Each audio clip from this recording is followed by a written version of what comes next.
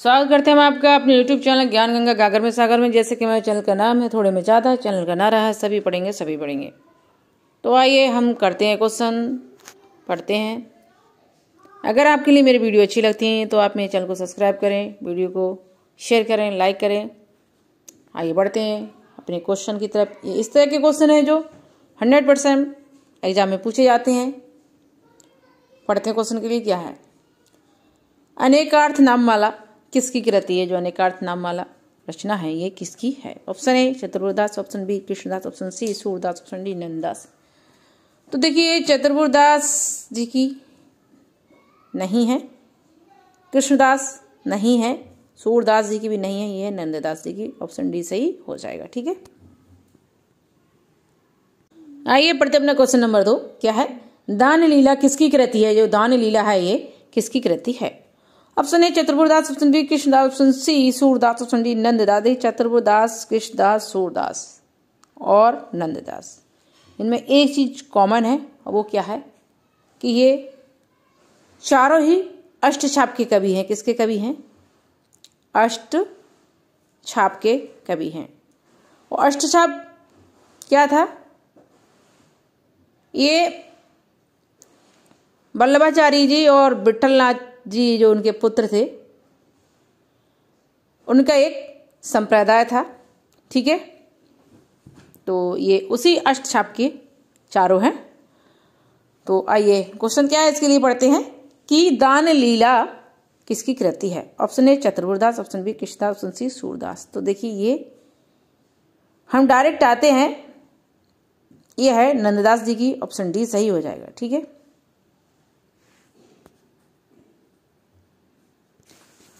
आइए पढ़ते question number 3। क्या है? ज्ञान मंजरी किसकी कृति? जो ज्ञान मंजरी जो है ये किसकी कृति है?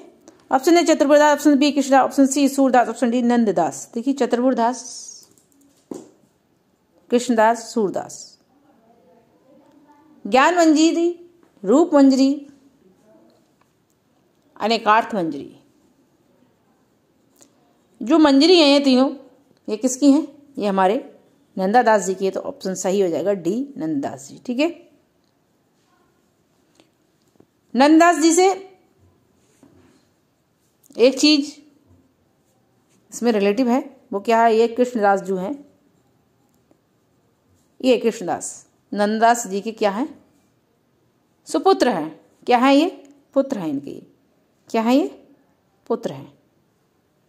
ये इनके पिता हैं और ये कृष्णदास जी इनके पुत्र हैं। ठीक है, आइए चलते अपने क्वेश्चन नंबर 4। क्या है? भ्रमर गीत किसकी कृति है? जो भ्रमर गीत जो है किसकी कृति है? ठीक है, option A Chaturvedas, option B Krishnadas, option C Surdas, option D Nanddas. देखिए चतुर्वेदास जी की नहीं है, ना ही कृष्णदास जी की, ना ही सूरदास जी की है, नंददास जी की है। और देखिए भ्रमर गीत के लिए और भी लेखकों ने लिखा है, जैसे हमारे महर्षि शरणगुप्त हैं, उन्होंने भी भ्रमर गीत सारी एक रचना है उनकी। परमानंद दास जी की भी है और सूरदास ने भी एक भ्रमर गीत लिखा है।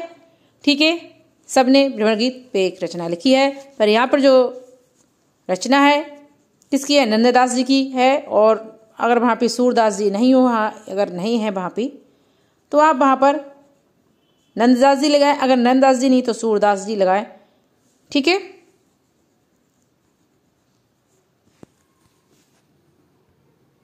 आइए करते अपने क्वेश्चन नंबर 5। क्या है? सुदामा चरित्र। क्या है? सुदामा चरित्र किसकी कृति है? Option A Chaturvedas, option B Krishnadas, option C Surdas, option D Nanddas. देखिए यहाँ पे सुदामा चरित्र के लिए पूछा जा रहा है। सुदामा चरित्र जो किसकी है? देखिए ऊपर के तीनों की इनकी नहीं है। ठीक है, ये है नंददास की। नंददास के साथ साथ एक सुदामा चरित्र के लेखक और हैं, वो हैं नरोत्तम दास। ठीक है, अगर वहां पर सूरदास नंददास नहीं हो तो नरोत्तम दास हो, नरोत्तम दास नहीं हो तो नंददास। तो वहां पे आप नंददास को करें, और अगर नरोत्तम दास है तो आप नरोत्तम दास को करें। और ये दोनों ने ही जो रचना लिखी है भगवत पुराण के 10वें स्कंद से है। ठीक है, आइए करते अपना क्वेश्चन नंबर 6। क्या है? ज्ञान मंजरी किसकी कृति है? Option A Chaturvedas, option A Krishnadas, option C Surdas, option D Nanddas. तो देखिए ज्ञान मंजरी ये ना ही हमारे चतुर्बुर्दास की, ना कृष्णदास जी की, ना सूरदास की, ये हमारे नंददास जी की है। ज्ञानमंजरी भी नंददास जी की है। ये देखिए एक आध्यात्मिक रचना है, ठीक है, किसकी? नंददास जी की। देखिए एक चीज थी, नंददास जी ने जो था जितना भी अपना काव्य लिखा था वो सब श्री कृष्ण जी के ऊपर लिखा था। ये दूसरे सूरदास समझो, सूरदास के बाद अगर कृष्णदास श्री कृष्ण जी का किसी ने अगर वर्ण किया है अपनी रचनाओं में तो वो उन्होंने किया है, नंददास जी ने किया है। अष्टछाप के जितने भी कवि हैं उनमें से सबसे छोटे कवि थे कौन थे? नंददास थे। तो नंददास जो थे सबसे अधिक वर्ण करने वाले थे किसके बाद? सूरदास के बाद। किसमें? अष्टछाप कवियों में, ठीक है। आइए करते अपना क्वेश्चन नंबर 7। क्या है? मान लीला। मान लीला किसकी कृति? दान लीला, मान लीला, ठीक है। ये भी अगर आ जाती तो ये किसकी कृति है? आपको बिल्कुल पता होगा। अगर मैं दान लीला किसकी बताई थी तो आप इसको समझ गए कि ये किसकी कृति है। तो देखिए ये भी हमारे किसकी है? नंददास जी की है। ऑप्शन डी सही हो जाएगा, ठीक है। मान लीला और दान लीला दोनों ही। और देखिए मान लीला है तो इसमें भी श्री कृष्ण जी की ही रचनाओं का वर्णन है, मान लीला में भी, ठीक है। आइए करते अपना क्वेश्चन नंबर 8। क्या है? गोवर्धन लीला। गोवर्धन लीला किसकी कृति? Option A Chaturbhurdas, option B Krishnadas, option C Nanddas, option D Surdas. देखिए गोवर्धन लीला किसने की थी? श्री कृष्ण जी ने की थी। पर यहाँ पे पूछा रहा कि कृति किसकी, रचना किसकी? गोवर्धन लीला। तो ये हमारे किसकी? चतुर्बुर्दास जी की नहीं, ना कृष्णदास जी की, ना ही नंददास जी की, ये हमारे सूरदास जी की है। तो ऑप्शन डी सही हो जाएगा। किसकी? सूरदास जी की। सॉरी, सूरदास जी की नहीं है ये किसकी है बताइए? ये हमारे नंददास जी की है। किसकी? नंददास जी की। ऑप्शन सी सही हो जाएगा, ठीक है, ओके।